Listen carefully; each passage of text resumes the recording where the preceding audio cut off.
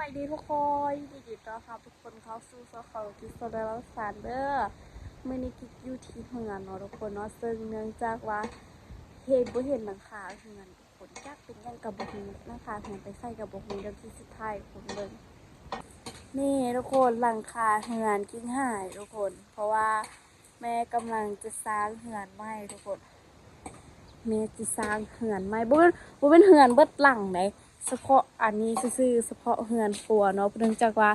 ที่ฮอดมือบุญบานล่ะเฮ็ดเฮือนเกียมตอนรับมือบุญบานเนาะซั่นซะละอันหลังคาหันมันกระตั้มแน่ไผมาเฮือนกระตั้มเอาแต่มันหันหัวจนว่าสิแตกมาเฮือนแล้วแม่ก็เลยว่าสิมารีโนเวทเฮือนครัวใหม่บ่ฮู้ว่าสิเป็นจังไดแล้วก็สิหมดงบเท่าใดในการสร้างเพราะว่าสร้างในปี2026นี่มันก็ต้องแพงแน่นอนนึงเพราะว่าเครื่องแพงเนาะแล้วก็ทางพุ่นดูคนทางพุ่นก็พากันเฮ็ดเฮือนเมื่อทางพุ่นก็ได้ทางพี่ก็พากันเฮ็ดเฮือนใหม่ต้อนรับบุญบ้านคือกันอันนี้ก็ได้ทุกคนนี่อันนี้นะแต่ว่าของพ่อลุงนี่ใกล้แล้วแต่ว่าคงกินทันใดสร้างอย่างบ่วางเทื่อจักปันได้ในสร้างสิหาเฮ็ดหายหุเฮือนก็เป็นจมป้มจังซี่เลยทุกคนไม้อีหยังกองอยู่นอกเบิดบ่ฮู้เสียงไม้ไปไว้สิเด้อนี่แล้วนี่ก็พากันจอดหาวแน่แล้วก็ใส่กะโหลบัดนั้นส้มมาเหรอโอ้ได้กินส้มอีกแล้วทุกคนปลากินส้มอีกแล้ว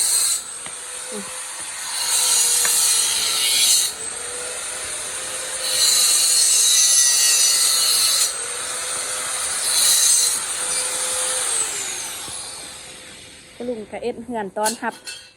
บุญบานคือกันแม่นเอาพ่อลุงเอ็ดเหือนตอนหับบุญบานคือกันวะอันนี้กะ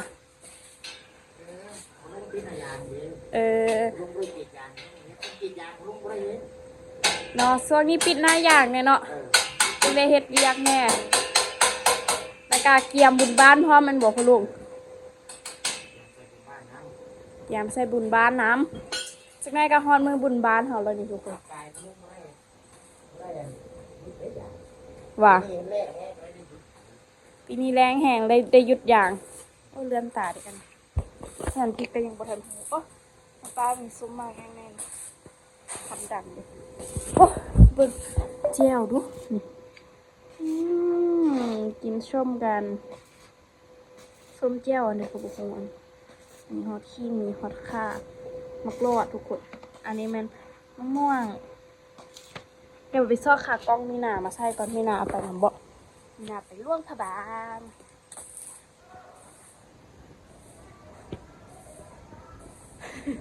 เห็นเพื่อนป่ามีนาเอาข้ากล้องไปนำปะมาเสียบไฟบอกว่าต้นห้องนอนเขาเรียกอุ้ยน่าเสียบไฟเนาะเราไปดนอยู่เนาะไม่มีขากล้องค่ะทุกคนยังบ่ได้ซื้อปะนี่ถ้ามีแม่นถ้ามีสปอนเซอร์กันจะซื้อค่ะเดี๋ยวกินส้มกันละสิไปถ่ายคลิปทุกคนเลยไปตัวมาโจมา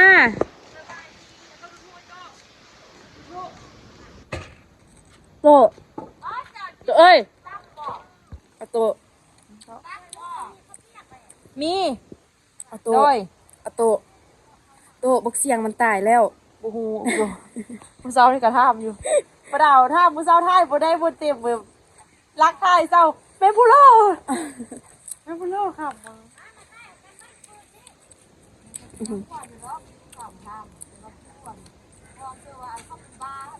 อีเมกวนกับเมตุซี่หัวมันคืนหนึ่ง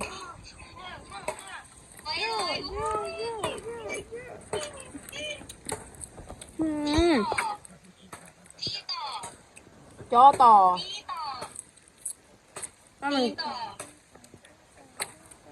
มันต้ามันนอแอบตื่นก็ฮะตุ๊กตาตัวมาเกือบโซ่ไอ้กิ๊กบังดูซื้อเกือบไม่อยู่เดี๋ยวซื้อเกือบไม่อยู่สิเด้อเล็กตะปูได้เด้อเล็กตะปูเด้อเบิ่งดูต้องเหรียญติ๊กเกือบนั่งกับเบิ่งเลยตุ๊กตาไอ้โซ่เกือบให้ไอ้ตุ๊กบังดูซื้อไม่มาใส่เกือบลูกน่ะ ได้ เฉยเกือบลูกซื้อมาอยู่เฉยใส่โซมึงดูเกือบไหมเกือบไหมอยู่ใส่เดี๋ยวก็ตกสลวน กินกล่องก่อนทำอะไรวันนี้ แขกปลาป่วยคุณคันว่า อ้าวโทรศัพท์นี่นะ เกือบไหมลูกเอ๋ เปลี่ยนท่านางด้วนติ เกือบไหมลูกเอ๋โอ้ย อันนั้นมาเกือบไหม โยกโยกโยก อ้าวตุกจะตุ้ยขึ้นว่ะ จ้อย อ้าวใช่บ่ โอ้ไอ้จ้อยลงแล้วบุ้งในกล้องซื้อที่บอกไม่ว่ามันเป็นในกล้องซื้อตุย ว่ะโอ้จิบคองกินอะไรอ่ะ ฟังเสียงมันตายเร็ว มึงคนส่วน3-4เทือแล้วปฏิเสธเขาไล่ไปครับ เราต้องมากินปิ้งเป็ดน้ำซาวกิกเด้อ กินเนื้อจังเมือ กินเลือดแป้งก็จิเมื่อเนาะ รีบเอาโทรศัพท์มานำไปมาให้ เร็วละโอ้เก่งเก่งเก่งเก่ง ไอ้เกับ พี่ก็โท ตาร ย ศัพท์ตัวมาให้กันได้นะ ใช่ยัง ตัวเจ๊ว่า ถ้าแพงแล้วบอกตัว เอ้ยอันอีแม่เป็นอันเดแม่ยังไม่สบายแบบแม่บ่สบายแม่เป็นไข้นะช่วงนี้อากาศเปลี่ยนคันนี้แม่จะละนอนวันนี้ก็แต่งลูกไผ่มานี่กันมีบุญได้เนาะลูกไผ่ก็จะก็แต่งกินติดแกงไก่ซื้อในก่อน เออโทรศัพท์มาถ่ายไป เล เลย ย แม่หมอตัวนี้ลูกกูเลยวางแม่ใส่น้ำซ้ำเด้อแม่ใส่ซ้ำนี้ลูกดึงแม่เอาเกลือกับเป็นหัวตัวเด้อเสื้อก่อนแม่โอ้ยห้ามึงมันนอนกูสิแม่ เออ นี่นะ เอาเข้าไปตัวมาถ่ายเขาถ่ายบ่ได้ดอก มึงไปนอนแล้วกูจะให้มึงกิน เสื้อเทาเที่ยวกินเที่ยวลุงถ้าไปตูนี่เลี้ยวเบิ้งสันได้คือเด้ มันในความในใจออโต้อย่าทุบอันนี้เด้อจึงได้บ่มีอันลิน ออโต้เราจะทุบเด้อในตัวบ่มีอันลินกินส้มก็ได้ดีกินเบิดละ ตัวป่านไปตูซี่ เอาไว้เนาะ โตโตโตโตบักเสียงมันตายแล้วก็ลูกหูเดี๋ยวบักเสียงมันตายแล้วก็ ออโต้จนหัว ก็บักเสียงมันตายแล้วฮะลูกอีเดเห็นแล้วลูกอินนะผู้สนใจเสียงกับบักเสียงเนาะ เว้าซุมิตูซี่ฝากวัดทีแรกเฮากะกล้องเฮาอันพัดไปกระทบเจอกับอันนั้นน่ะนะเป็นขี้ฝุ่นเลยกล้องอะไปท่าปะไปตู้เฮามันห่วงบ่ได้เลยเนาะ คนใด แม่หมู่อยู่นี่ก็ยังเว้าควันหมู่พี่น้องพี่น้องเบิ่งพี่น้อง พี่ก็ได้ยิน พี่น้อง นี่ก็ยังได้ยิน พี่น้องเบิ่งพี่น้อง เราคนคุกกี้กันซีเมาปะกันเงี้ยเอาเมาบุกันเห็นมันได้ยินเมาเดี๋ยวไปปลาเมาเดี๋ยวเอา อันเดี๋ยวเราว่าจะฐานะฐา ได้ นะ แต่นี่ยังไงยังห้องพื้น ปัญหาหน้าคุณพี่เกียงลานเป็นหักกันได้กับหอพื้นเรา อัน ซีไม่ อัน ก็ซีมกับยาแล้ว พี่น้องเบิ่งแล้วพี่น้องพี่น้องเบิ่งแล้วพี่น้อง ไม่เอาควันนะไม่เอาเลยเดียว เบิ่งแล้วถ่ายคลิปอยู่กับยังพอหัว เป็นราคาทันดีเลย ถ้าบอสก็พี่ซ้ำเด้อหุ่นอีแม่ทีเล็กกะลี่ลบเป็ดอยู่ เดี๋ยวนี้อันตัวออกกล้องไปติดสลดนั่นจักเมาอันเด็กก็ตะหัวตอนมื้อนั้นเมาอันเด็กก็ตัวว่า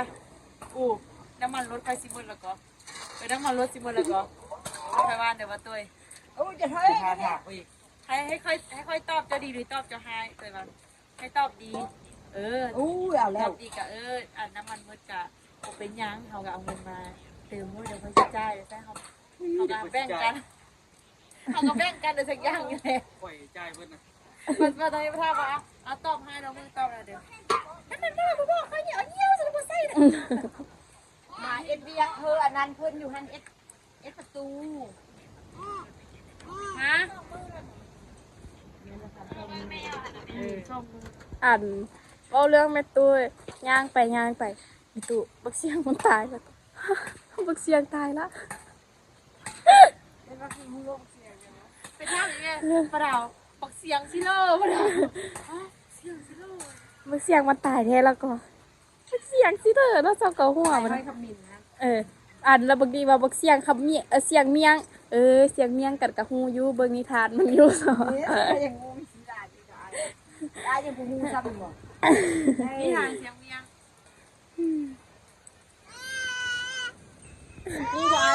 มานะ เสียงกับเมียมันนั่นซื้อเสียงเรานักกินเมียงเขาก็เลยเอิ้นบอกเสียงเมียง ไอ้กินส้มมากรอดเขาว่าบอกไอ้รอดดูดรอด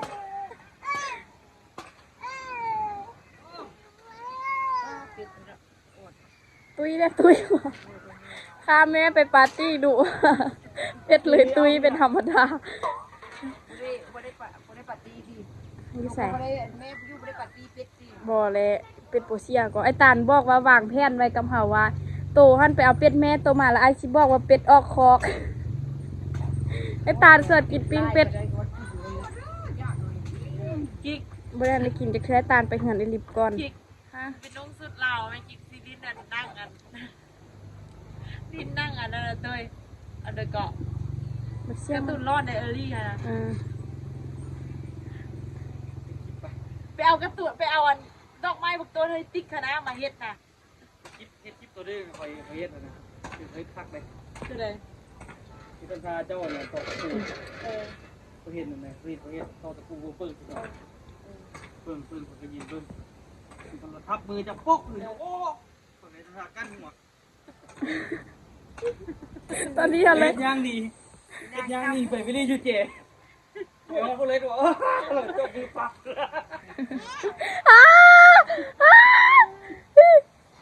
หมดนะมีหลอดในเออรี่ตัวนึงอะนะโตตลก ขนาดนี้ไปรีอยู่เลยเจกับแม่ก็ยังมือยังเข้าปากแล้ว ป้า หัว ก็ดีใจกำลังที่ฮับอันเพิ่นประกวดนางงาม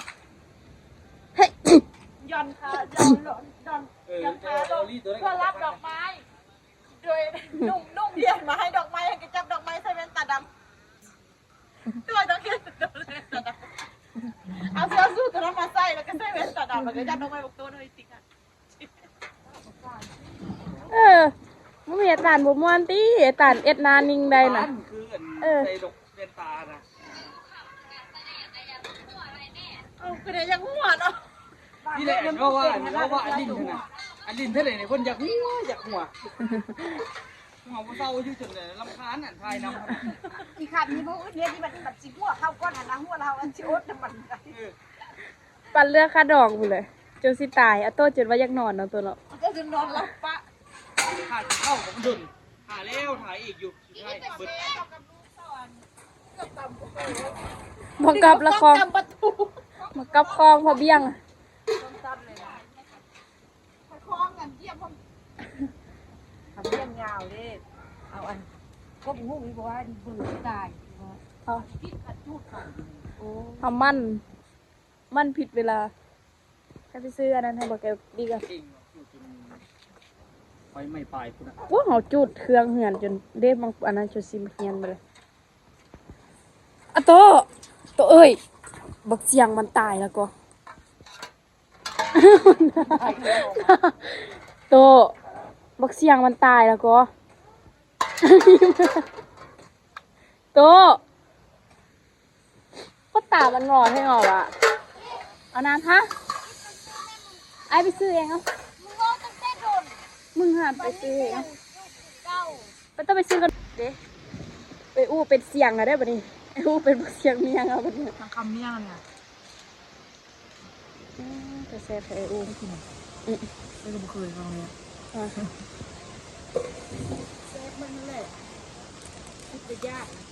กินบ่ไปกินมา กินตัวดิบนี่เอามันจึงอันนั้นใช้ใบ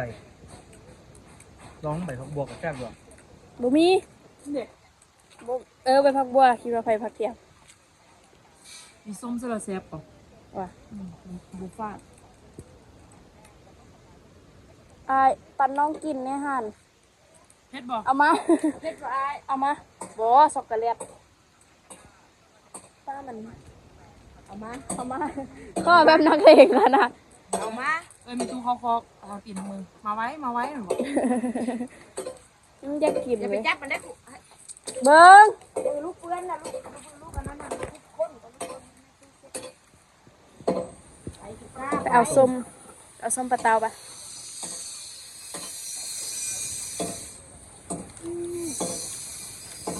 ลูกเป็นพอดีพอลงโกง เป็นเอาเดือดตัว เรื่องครับ มาแล้วลูกตกแล้วลูก จ้าไปนะจ้าอู้นี่จะกินนี่จ้าแล้วไปมือวันมือไปที่แรกกันน้ำตาเนาะนั่งเลี้ยง มาลินน้ำเห่า เอาก็บอกกิน เอ้ยต้นน่ะเปื้อนบ่เปื้อนนี่ มาล้างปะ เอา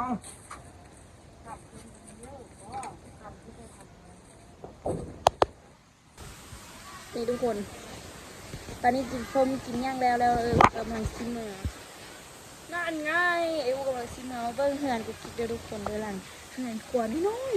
ซิมเมอร์งบไปในเท่าใดทุกคนบอกมีว่าซิมเมอร์งบเท่าใดเนาะเพราะว่าช่วงเฮือนช่วงนี้มันต้องราคาแพงย่างแน่นอนเนาะทุกคนเพราะว่า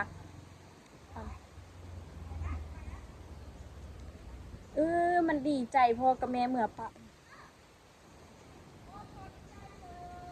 มันดีใจ